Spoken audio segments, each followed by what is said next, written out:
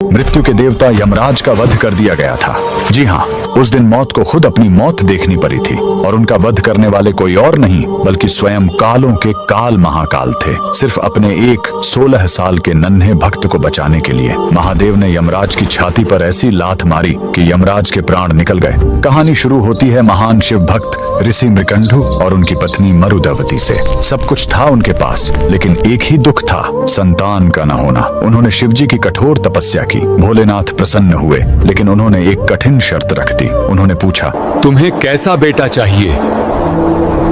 एक जो 100 साल जिए लेकिन मूर्ख हो, या एक ऐसा ज्ञानी बेटा जिसकी उम्र सिर्फ 16 साल हो? ऋषि ने पत्थर दिल करके कम उम्र वाला ज्ञानी बेटा चुना। घर में किलकारी गूंजी। बेटे का नाम रखा गया मार्कंडेय। मार्कंडेय बड़ा होने लगा, उसका तेज बढ़ता गया। लेकिन जैसे जैसे उसका 16वां जन्मदिन पास आ रहा था, माता पिता का रो रो कर बुरा हाल था। जब मार्कंडेय ने कारण पूछा और उसे अपनी मौत का सच पता चला, तो वो नन्हा बालक बिल्कुल नहीं घबराया। उसने कहा, मैं उस महाकाल की शरण में जाऊंगा जो मौत को भी बदल सकते हैं। वह घर छोड़कर एक पवित्र और सुंदर नदी के किनारे आ गया।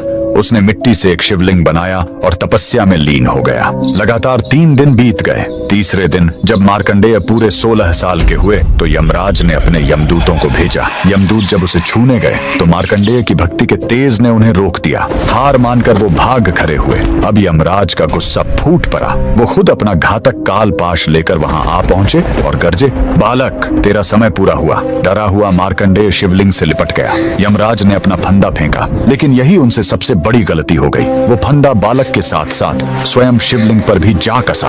उन्होंने अनजाने में महाकाल को बांधने की कोशिश की थी। तभी जोरदार धमाका हुआ। शिवलिंग फटा और कालों के काल महाकाल प्रकट हुए।